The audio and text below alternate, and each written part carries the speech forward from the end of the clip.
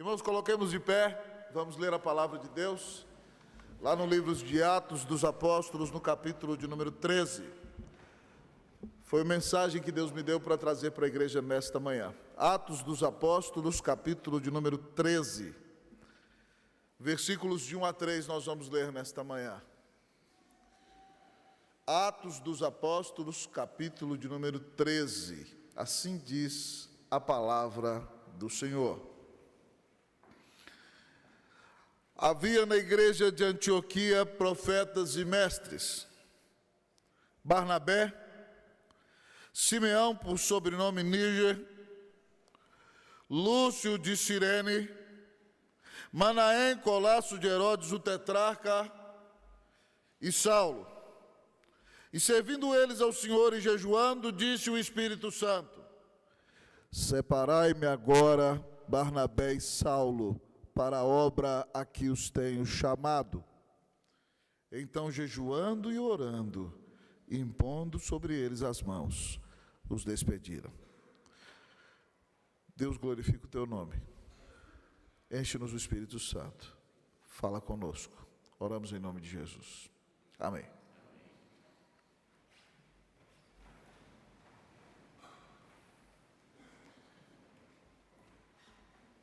Que tempos desafiadores, queridos irmãos e irmãs, temos vivido. Eu não sei se os irmãos e irmãs tentam se colocar na pele da liderança da igreja em momentos como esse. Eu louvo a Deus pela vida do nosso conselho, que tem tomado todas as decisões na Igreja Presbiteriana Unida de São Paulo com muita piedade e oração. E nós estamos entendendo, muito felizes de voltar para casa, que o Senhor quer nos usar aqui, mas que o Senhor também quer nos usar lá no Mackenzie. Nós acreditamos que o Senhor está nos dando 2 campos para glorificar a Deus e ganhar mais pessoas para Cristo Jesus. E é extremamente importante que toda decisão missionária seja conduzida não meramente por vontades humanas, mas seja sempre tomada debaixo de oração e buscando a vontade de Deus sobre todas as coisas. Aqui nesse texto nós vemos um grande direcionamento missionário para a vida da igreja de Antioquia. Vocês bem sabem que a igreja de Antioquia não nasceu fruto de uma planificação missionária. O Senhor Jesus tinha mandado a igreja de Jerusalém ser testemunha em todas as nações. Mas o avivamento em Jerusalém estava bom demais, estava tudo muito gostoso. E ninguém queria sair de lá, todo mundo queria ficar arraigado em Jerusalém. Então o Senhor providenciou para que houvesse uma perseguição. Estevão desse o seu testemunho, fosse apedrejado, e houve então uma grande perseguição. Então todos tiveram que se espalhar, ninguém queria obedecer a ordem de Deus, mas Deus mandou uma grande perseguição e a igreja se espalhou. E a Escritura nos conta, amados irmãos e irmãs, que eles foram indo para a região da Fenícia, de Chipre, e alguns que eram de Chipre chegaram a Antioquia, e até ali a igreja é composta meramente de judeus. Eles nunca tinham pregado para alguém que não era judeu. E eles talvez disseram assim, a Bíblia não fala desse jeito, então eu estou contextualizando. Vamos pregar para esses gentios aí para ver se eles convertem? Será que quem não é judeu converte? E a Bíblia diz que eles pregaram e converteu uma grande multidão. E eles tinham que mandar então um pastor para Antioquia. Agora Jerusalém tem que enviar um pastor. A igreja não foi fundada nem com presbítero, nem com pastor, nem com diácono, só como crente comum, como eu e você, gente como a gente. E de repente então eles têm que mandar um pastor. Mas eles não podem mandar Tiago, irmão do Senhor Jesus, porque Tiago é um judeuzão, mais puro sangue, homem muito piedoso, de muita oração, mas observador estrito da lei, mais tradicional. Ele não teria o perfil para pastorear a igreja de Antioquia. Tem que ser alguém firme na doutrina, firme na palavra, mas com o coração pastoral dilatado. E eles mandaram Barnabé. E a Bíblia nos conta a história de que quando Barnabé chegou ali, ele viu aquele igrejão lotado e ele não disse: por que não fui eu que plantei essa igreja? Ele não falou isso. A Bíblia diz que ele viu a graça de Deus e se alegrou. E exortava a todos que com firmeza de coração permanecessem firmes no Senhor, mesmo no meio da perseguição. E aquela igreja, amados irmãos, alcançou uma grande multidão naquele ano. E a igreja cresceu tanto que Barnabé resolveu buscar um pastor auxiliar. E Saulo está há mais de 14 anos de molho lá em Antioquia, porque mesmo que fosse um filósofo, um teólogo brilhante, depois de convertido, o Senhor o deixou em Tarso da Cilícia de molho, sendo humilhado, sendo preparado para o ministério. E Barnabé busca Saulo, e a Bíblia diz então que eles ensinaram uma grande multidão, e ali naquela igreja, pela primeira vez, os discípulos foram chamados de cristãos. Assim nasceu a igreja de Antioquia. A igreja de Antioquia é uma igreja extremamente importante na história da igreja. Um dos primeiros grandes mártires da história da igreja, Inácio, pastor da igreja de Antioquia, foi assassinado por causa do nome de Jesus. Um dos maiores pregadores da história da igreja foi João de Antioquia, chamado de João Crisóstomo, o boca de ouro, o príncipe dos pregadores da antiguidade. A igreja de Antioquia na antiguidade criou uma escola de interpretação que interpretava literalmente as Sagradas Escrituras. Enquanto em Alexandria criavam figuras e alegorias que não estavam na Bíblia, Antioquia era uma igreja comprometida com a palavra de Deus. Mas nesse texto, amados irmãos e irmãs, nós vemos que a primeira igreja a engajar-se intencionalmente com missões internacionais foi a igreja de Antioquia. E nós que queremos ser dirigidos por Deus em nossas estratégias missionárias, temos que aprender aqui nessa manhã princípios para uma estratégia missionária. Quais são os melhores princípios para uma estratégia missionária? Deus aqui nos dá nesta manhã princípios para uma estratégia missionária. Fique atento. Hoje o Senhor vai falar com você. Ele vai te mostrar os princípios corretos para que você, como cristão e como membro desta igreja, viva o chamado missionário da igreja para a honra e para a glória do nome de Jesus. Princípios para uma estratégia missionária. Pastor, qual é o primeiro princípio? O primeiro princípio é capacitação. Primeiro princípio para uma estratégia missionária, capacitação. Igreja Unida, qual é o primeiro princípio para uma estratégia missionária? Repita comigo. Capacita. Versículo 1 diz: havia na igreja de Antioquia profetas e mestres. Pastor, que história é essa? Como é que havia? Eles se autonomearam: eu sou profeta, eu sou mestre. Eu vou ser profeta, eu vou ser mestre. Nada disso, irmão. Profetas aqui são aqueles que pregam a palavra. São aqueles que olhavam para a Bíblia no Antigo Testamento, se levantavam no culto, abriam o texto e expunham publicamente as Escrituras. São os pregadores. Mestres aqui são os discipuladores, os teólogos, os professores de Bíblia, que ensinavam na escola dominical, que discipulavam os crentes, que treinavam o povo. O texto vai falar o nome deles daqui a pouco, mas como eles pararam ali, como eles apareceram, amados irmãos, foi o Espírito Santo de Deus que os capacitou. Um texto que explica bem o nosso texto é Efésios 4:7, que diz: quando o Senhor Jesus subiu aos céus, Ele levou cativo o cativeiro e deu dons aos homens. O texto não fala de ofícios, fala de dons. E o versículo 11 diz que Ele constituiu uns para apóstolos, outros para profetas, outros para evangelistas e outros para pastores e mestres. Alguns pastores entendem errado esse texto porque acham que está falando de ofício.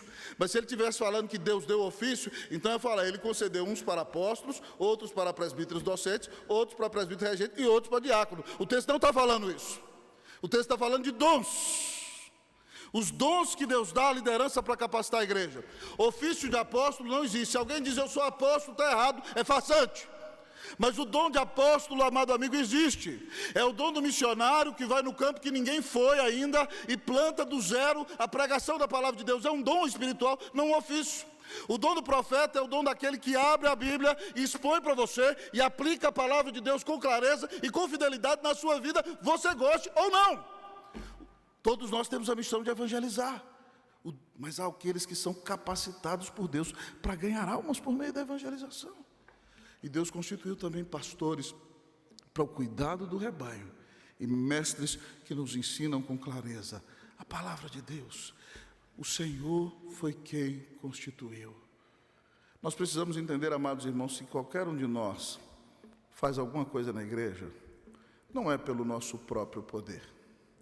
Não é pela nossa própria superioridade. Se nós temos dons, talentos e capacitação, foi porque o Senhor nos deu.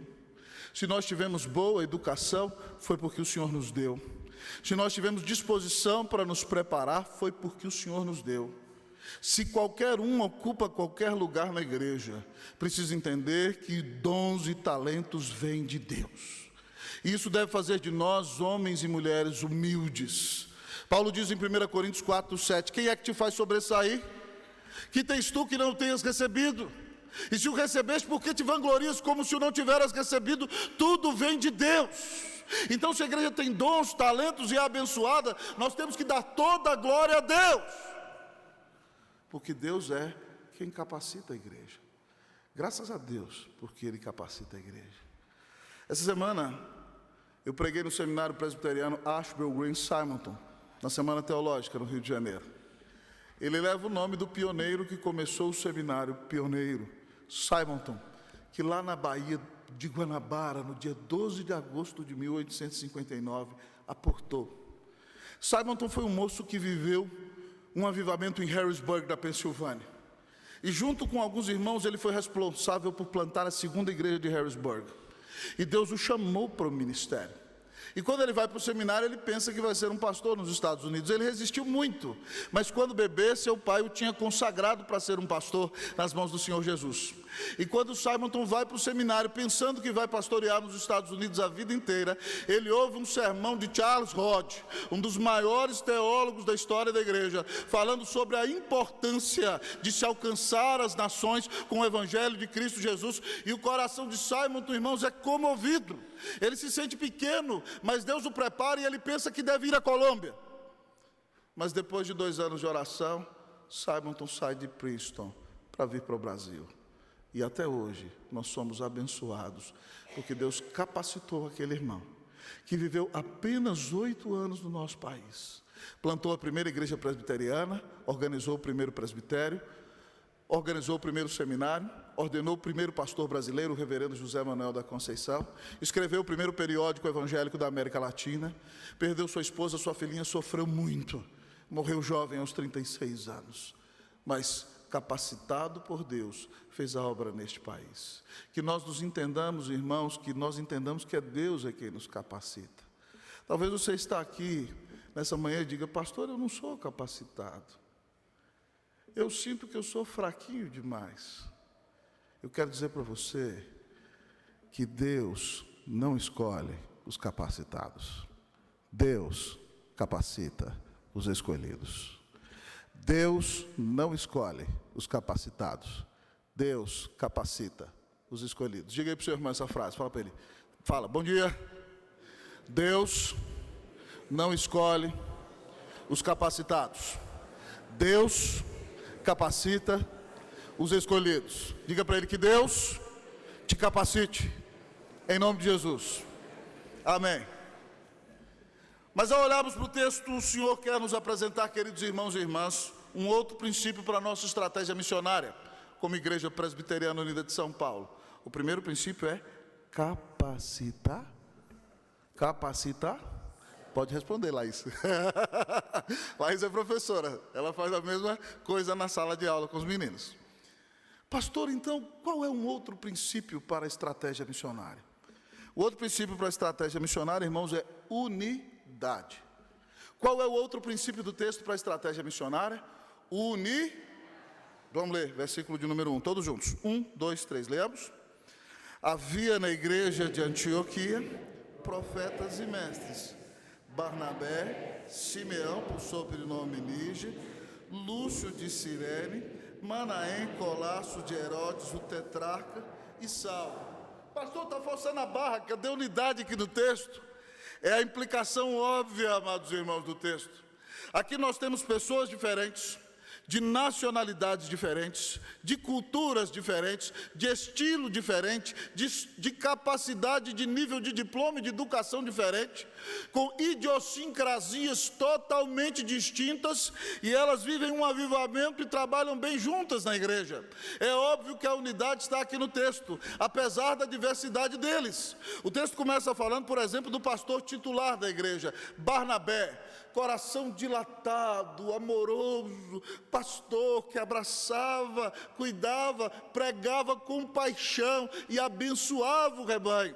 Mas o texto fala de um segundo irmão da equipe pastoral daquela igreja, Simeão. Ele tem nome de judeu, mas diz aí o texto que ele é Níger. O que significa Níger? Qual o país que tem essa raiz aqui? Qual o nome do país? Me ajuda aí. Qual é? Nigéria. Simeão, Níger significa em latim negro. Simeão, o negão, meu querido amigo irmão, era pastor daquela igreja. E aí para você ver que a igreja é totalmente diferente da igreja de Jerusalém, porque a igreja de Jerusalém, muito tradicional, muito judaica, Simeão jamais seria pastor na igreja de Jerusalém, mas na igreja de Antioquia ele entra. E eu não imagino, irmãos, nós somos presbiterianos, reformados, gostamos dos hinos, mas eu não me imagino Simeão cantando: os seus intentos cumpre Deus no decorrer dos anos, estilo europeu. Não, Simeão é africano. Eu imagino Simeão: cantai, perto está o Senhor, a ele um templo ergue. Ele é africano, irmão, ele não pode negar isso, é a cultura dele. Nós vemos igrejas reformadas na África que quando você vê o louvor, o povo entra assim na fila, e com decência e ordem, louvando a Deus. É diferente, mesmo sendo diferente a unidade. Isso nos deixa perplexos. Mas você vê aqui Lúcio de Cirene. O nome dele é latino. Cirene era uma cidade romana no norte da África. Então Lúcio é um cidadão cosmopolita. Era o norte-americano da época, pessoal. Era o gringo da época, falava latim e grego, a língua do mundo, cidadão internacional. Alguém que tinha uma visão de mundo, não era alguém que olhava somente no seu gueto. Veja a diferença daquela igreja: um pastorzão judeu, um africano, talvez conduzindo os louvores, os cânticos da igreja, e aí, querido irmão Lúcio de Cirene, um cidadão cosmopolita, um homem formado, com uma visão de mundo. Mas o texto diz que tem outro pastor, que é Manaém, Colasso de Herodes, o tetrarca. Colasso, irmão, aqui significa literalmente irmão de leite. Significa que mamou no mesmo peito. Provavelmente Herodes mamou no peito da mãe de Manaém. Mas os Colossos também eram meninos criados juntos com os reis na antiguidade. Sabe por quê? Para que quando o pequenino rei passasse na rua e atirasse uma pedra na vidraça, não ficaria bem dizer que o rei atirou uma pedra na vidraça. Então o Colasso era o culpado. Então Manaém provavelmente é um menino rico, mas traumatizado, Porque levou a culpa das coisas que ele não fez, Mas está ali, faz parte da equipe pastoral. Alguém da elite, alguém de um nível superior, que está ali no meio. Mas o texto fala que tem outro pastor ali. O nome dele é Saulo, Saul em hebraico, que depois na obra missionária vai se chamar Paulo, o menino de ouro dos fariseus. Simplesmente um dos homens mais brilhantes da história da humanidade. Você está na maior cidade deste continente que tem o nome deste homem, Paulo, o grande teólogo daquela igreja, o grande apologeta, o grande evangelista. Que equipe pastoral diferente, de lugares diferentes, e eles convivem em unidade e em amor. O que nós precisamos aprender de um texto como esse, irmãos, é que se nós queremos ser uma bênção como igreja, nós temos que obedecer o que está em Efésios 4:3, esforçando-vos diligentemente por preservar a unidade do Espírito no vínculo da paz. Jesus disse que um reino dividido contra si mesmo não vai subsistir. Se a igreja começa a ficar brigando com a igreja vai esvaziar. Os irmãos sabem disso. Alguns aqui já viram isso. Quando pessoas brigam na igreja, a igreja começa a esvaziar. É essencial para a obra missionária da igreja que nós lutemos para preservar a unidade que o Espírito Santo de Deus nos deu. Nós temos que ser um por causa do Espírito Santo, por causa da obra de Jesus. Eu não tenho que ficar brigando com aquele por quem Cristo morreu. Ele é só um comigo. Então nós temos que transpirar, irmãos, para manter a igreja de Cristo unida, seja qual for a situação. A unidade é tão importante que Jesus, antes de morrer, orou pelos discípulos, mas orou por todos nós. E em João 17, 20 e 21, ele diz: não rogo somente por estes, mas por todos aqueles que vão crer em mim por intermédio da palavra destes, para que eles sejam um, como és tu, ó Pai, em mim e eu em ti, que sejam eles em nós, para que o mundo creia que tu me enviaste. Quando, amados irmãos, as pessoas entram na igreja e veem que aquela igreja caminha em harmonia e unidade, as pessoas não resistem. O mundo carece de unidade, o mundo está dividido. As pessoas estão se engalfinhando, quase saindo a tapas na rua. Nós temos que ser a alternativa que demonstra o que o amor de Cristo faz no meio do povo de Deus. Há, irmãos, uma frase do grande reformador Philip Melanchthon, que eu amo muito. Melanchthon dizia: nas coisas essenciais, doutrina, teologia reformada, fidelidade às Escrituras, não abrir mão disso. Nas coisas essenciais, unidade. Nós somos presbiterianos, não abrimos mão das Escrituras nem da nossa doutrina. Nas coisas não essenciais, liberdade. Nós seguimos o que a Escritura diz. Então, amado irmão, se um gosta de hino, aleluia, canta os hinos. Se outro gosta de canto, canta os cânticos. Os dois estão na Bíblia. Nas coisas essenciais, unidade. Nas não essenciais, liberdade. Nós não abrimos mão da doutrina. Mas o texto diz, mas a frase de Melanchthon diz: em todas as coisas, caridade. Nas coisas essenciais, unidade. Nas não essenciais, liberdade. Em todas as coisas, caridade. Em todas as coisas, nós devemos tratar uns aos outros com amor. Deus está falando com você, meu irmão. Preste atenção no que o Espírito Santo está falando com você na pregação dessa manhã. Fique atento. Que Deus nos dê a bênção de lutar pela unidade do corpo de Cristo na Igreja Unida. Amém? Que as pessoas vejam tanto o amor de Jesus aqui, que daqui elas não queiram sair nunca, nunca mais. Perguntaram ao grande Tertuliano de Cartago, por que a Igreja de Cristo conquistou o Império Romano em 300 anos? Os romanos diziam que os cristãos eram antropófagos porque eles se reuniam para comer a carne e beber o sangue do Senhor. Eram acusados de canibais. Eram acusados de ateus porque os romanos adoram vários deuses e os cristãos adoram um Deus só. São chamados de péssimos cidadãos porque quando tem que jurar lealdade a César e dizer que César é o Senhor, os cristãos diziam Jesus Cristo é o Senhor. Mas os romanos ficavam impressionados porque quando os cristãos eram jogados para os leões ou queimados na fogueira, na maioria das vezes eles não entregavam seus irmãos e demonstravam um amor tremendo, dando a vida pela própria igreja e pelos seus próprios irmãos. E Celso, um filósofo pagão que era contra os cristãos, em uma época em que houve uma grande peste em Roma, e cada um só queria saber de salvar a sua própria vida, os cristãos saíram e cuidaram dos membros da igreja, e cuidaram dos cidadãos romanos, e Celso dizia, esses cristãos são uma praga mesmo, porque eles cuidam dos enfermos deles, e também cuidam dos nossos, eles expressam amor na prática, ninguém pode resisti-los. Foi por isso que a igreja conquistou o império, porque a igreja demonstrou o amor na prática. Preste atenção. Essa pessoa que está do seu lado, que está com você no templo, custou o sangue do eterno Filho de Deus. Pode ser que ela seja difícil, sim, você também é difícil, todo mundo é difícil. Que Deus nos dê a bênção de amar uns aos outros, amém, meus irmãos? Amém? E viver em unidade. Se nós queremos ser uma igreja que tem um profundo impacto missionário, unidade é um princípio essencial para a igreja que quer crescer. Que Deus faça de nós uma igreja que se ama de fato e de verdade. Em nome de Jesus. Em nome de Jesus.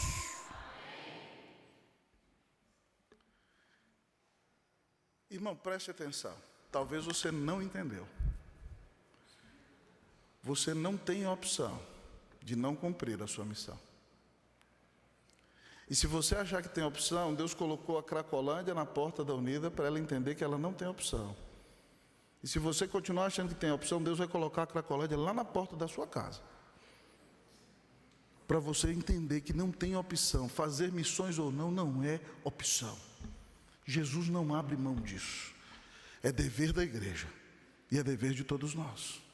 Então, se nós entendemos esse chamado missionário do Senhor, nós temos que arregaçar as mangas e pregar o Evangelho para a honra e para a glória do nome de Jesus. Pastor, o que eu preciso saber então para fazer a obra missionária? Primeiro princípio da estratégia missionária é capacitação. Segundo, unidade. Qual é o próximo princípio, pastor? O próximo princípio é consagração. Qual é o próximo princípio? Vou falar um segredo bem baixinho só para mim e para você. Consagração. Versículo 2. Vamos ler todos juntos? E servindo eles ao Senhor e jejuando, disse o Espírito Santo: separai-me agora Barnabé e Saulo para a obra que os tenho chamado. Eu fico maravilhado aqui, irmãos. O texto diz aqui que eles serviam ao Senhor. A palavra usada para servir no grego aqui é a palavra, de onde vem a nossa palavra, liturgia. E é a única vez no grego do Novo Testamento que ela aparece desse jeito. Então, se eu fosse traduzir ela aqui, seria e liturgando, ou liturgicando, seria uma tradução literal. E liturgicando eles, a liturgia para nós é a ordem do culto, né? Tem a ver com adoração.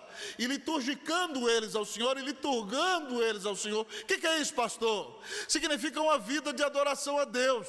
Significa que eles se dedicavam a adorar a Deus em espírito e em verdade do culto, mas significa que eles pregavam o Evangelho com paixão, porque eles eram profetas e evangelistas. Significa que eles ensinavam a palavra nas classes. Significa que eles reuniam os grupos dos lares para estudar a palavra. Significa que eles abençoavam, eles viviam uma vida de adoração a Deus, eles exerciam seus dons e talentos, oravam ao Senhor e eram uma bênção nas mãos do Senhor Jesus. Eles eram consagrados. E se não bastasse fazer isso numa atitude positiva, talvez numa atitude mais de abnegação, eles não só servem, diz o texto, que eles jejuam. E jejuar, irmão, não é chantagem espiritual. Tem gente que acha que jejuar é barganha. O cara fala assim: não, eu quero comprar um carro zero, vou jejuar 40 dias. Não entendeu nada do Evangelho. Você não ganha um carro zero porque jejuou 40 dias. Pastor, então o que é jejum? Segundo John Piper, um dos maiores teólogos deste século, jejum é fome de Deus. Jejum é fome de Deus. Você quer tanto a vontade de Deus na sua vida, e quer mostrar tanto a Deus que você depende dele e o ama, que você separa um tempo sem alimento para dizer para o Senhor: Senhor, o Senhor é mais importante para mim do que o sol, do que o ar, do que o alimento, do que a água. Eu sou totalmente dependente do Senhor. Senhor, realiza na minha vida a tua vontade, não a minha. Jejum é fome de Deus, é deixar um belo churrasco de lado para buscar o Senhor, deixar uma bela pizza ou uma linda torta de maçã para você estar na presença do Senhor em oração. Eles dependem do Senhor, eles se consagram. Eu quero dizer para você o seguinte, que quando a gente serve a Deus com intensidade e o busca em oração e jejum, nós vamos estar mais aptos para discernir a voz do Espírito Santo. E é por isso então que eles ouvem o Espírito Santo dizer: separai-me agora a Barnabé e Saulo para a obra que os tenho chamado. E o que eu fico maravilhado aqui, irmão, é que o Espírito Santo não pede qualquer um. Antigamente no Brasil a gente tinha a mania de falar assim: não, pastor que ninguém quis no presbitério, vamos mandar para missões. O pastor que sobrou, não, manda esse aí para o campo missionário, manda lá para o sertão, manda lá para o interior, porque ninguém, igreja nenhuma está querendo ele. Mas o Espírito Santo não trabalha assim. Ele escolhe simplesmente o pastor titular da igreja, Barnabé, um grande pregador, um grande pastor, mas ele escolhe Saulo, o teólogo mais brilhante, o mais inteligente, o de ouro, aquele menino de ouro da igreja. Deus fala: separai-me agora Barnabé e Saulo para a obra que tenho chamado. Quando a igreja se consagra, ela ouve a voz de Deus.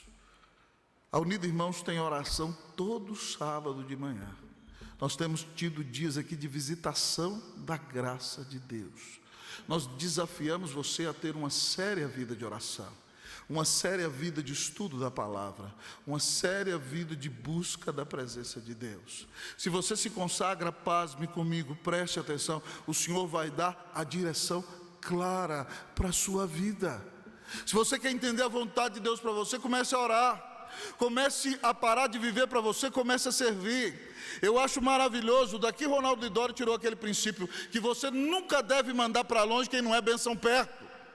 É porque eles eram bênção perto que o Espírito Santo chamou para ir para longe. É assim que o Espírito Santo faz. E a gente só vê isso quando a pessoa se consagra, quando ela estuda a palavra, quando ela ora, quando ela jejua, quando ela se entrega nas mãos de Cristo Jesus. Como está a sua vida de oração, meu irmão? Nenhuma igreja que queira ser bênção vai confiar no poder do seu braço, no poder do seu argumento, no poder da sua carne. Qualquer igreja que queira ser bênção vai dobrar os seus joelhos. Qualquer um que queira ser bênção à frente de qualquer ministério vai orar para ver Deus multiplicar aquele ministério, meu irmão. É assim que faz. Quer ver a mocidade crescer, dobra o joelho e ora. Quer ver a SAF crescer, irmãos, dobre o joelho e orem. Quer ver a UPA crescer, adolescentes, orem ao Senhor. Façam reunião de oração, e vocês vão ver o que vai acontecer. O Espírito Santo de Deus vai agir. Ninguém vai segurar o trabalho de vocês. Nós temos que ser uma igreja consagrada. Quando a gente ora e se consagra, a gente entende a vontade de Deus. Irmãos, eu formei há 22 anos atrás no seminário. Quando eu formei, pela graça de Jesus, eu tinha alguns convites. Fui convidado para permanecer na igreja em que eu trabalhava em São Paulo. Fui convidado para pastorear na região de Guarapuava, no Paraná. Fui convidado para pastorear no Mato Grosso. E tinha um pedido do meu presbitério lá no interior de Minas para que eu voltasse para lá. E de repente eu estava orando, né? Tinha um amigo que dizia que era bom eu já ficar em São Paulo, fazer meu mestrado e doutorado, para que com 26 anos eu já tivesse concluído meu doutorado. Mas com Cleuzinha nós começamos a orar. E de repente, no mês de maio, surge um telefonema de alguém me convidando para ir para o Chile. Eu falei, tá louco, eu não vou para o Chile de jeito nenhum. A pessoa, não, estou indo aí com o presbítero do Chile, a mulher dele, a irmã, o pastor que me convidava, para conversar com você em São Paulo. Eu falei, não, vou tratá-los bem e vou dispensá-los. Vesti meu melhor terno, camisa azul, gravata azul, bonita, né? E eles me levaram para comer no Ibirapuera Grill. Pastor Carlos Eduardo, na minha época, seminarista era pobre, né? Hoje tem alguns seminaristas de carro aí, top, né? De vans aí, mas na minha época era difícil. E aí eu passava na frente do Ibirapuera Grill, na Avenida Vereador José Diniz, em frente à igreja metodista. Depois eu comi lá com aquele casal maravilhoso que está aqui no canto, né? Com a churrascaria agora que tem outro nome. Mas aí os chilenos me levaram lá. Comi churrasco, coisa boa, né? E aí conversamos sobre o Chile, sobre a cultura. Naquela época o país estava prosperando muito, todo mundo falava inglês. Qual era a principal razão do produto interno bruto do Chile crescer? Conversamos sobre economia, sobre sociedade. De repente o presbítero vira e fala assim, pastor, o negócio é o seguinte. Há 2 anos, para o senhor não achar que eu sou louco, nós recebemos o seu nome. E nós estamos orando pelo senhor. O senhor não sabe, mas nós pegamos o seu boletim com o seu tutor, nós sabemos todas as suas notas do seminário. Nós sabemos que o senhor está pregando em várias igrejas em São Paulo, nós sabemos que Deus tem usado a sua vida. E nós queremos dizer para o senhor não achar que eu sou doido, eu trouxe minha mulher e minha prima, eu vim aqui no nome do Conselho da Igreja Presbiteriana Cristo me Pastor, para dizer para o senhor que Deus está chamando o senhor para ser o pastor da nossa igreja no Chile. Eu falei, estou no sal. A partir dali já era, irmão. Nós estávamos orando e Deus deu a direção. Então, se você precisa de uma direção do Senhor, consagre a sua vida, ore. A Bíblia diz que ao homem que teme ao Senhor, Ele o instruirá no caminho que há de escolher. Eu não queria ir, mas foi a melhor coisa que aconteceu comigo, passar 7 anos em Santiago do Chile. Louvado seja o nome do Senhor. Pastor, qual é o último princípio para nos abençoar nessa manhã? Qual é o primeiro princípio? Vocês me lembram, para eu não esquecer? Segundo? Terceiro? Sabe qual é o último? Fala não, pastor. Submissão. O último princípio para a estratégia missionária, submissão. Versículo 3, leamos todos juntos? 1, 2, 3. Então, jejuando e orando, impondo sobre eles as mãos. Irmãos, eu fico maravilhado com isso daqui. Sabe por quê? Porque eles jejuam. Sabe o que eles estão dizendo? Em outras palavras, Senhor, nós dependemos mesmo de Ti. Sabe o que acontece na igreja de Antioquia? Eles não são viúva de pastor. Sério, reverendo, isso pode ser usado contra o senhor, tenho plena consciência. Eles não são viúva de pastor. É simplesmente o pastorzão que organizou a igreja, o teólogo, o maior pregador. Mas eles jejuam. Sabe o que significa? Senhor, nós não dependemos nem de Barnabé, nem de Saulo, nós dependemos de Jesus. Nós temos fome de Deus. Eles jejuaram e oraram. Botaram Barnabé e Saulo no culto da frente. Pá!